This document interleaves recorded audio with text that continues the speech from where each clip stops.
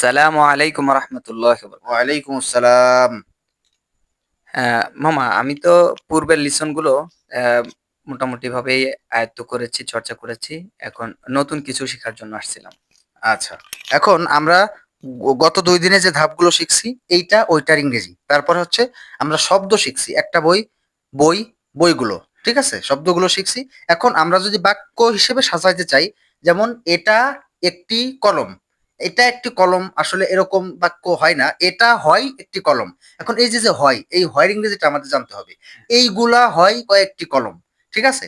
এখন এইটা যদি একটা হয় সেই ক্ষেত্রে ইজ আসবে, দিস এর পরে ইজ আসবে। আর যদি অনেকগুলো হয় তাহলে দিস, দুস, এইগুলোর পরে আর আসবে, সহজ হিসাব। যদি জিনিস একটা হয় তারপরে ইজ আসবে, যদি জিনিস অনেক হয় তাহলে তারপরে আর আসবে।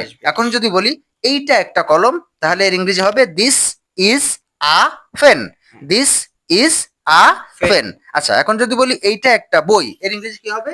দিস ইজ আ বুক। আচ্ছা, যদি বলি ওইটা একটা বই, দ্যাট ইজ আ বুক।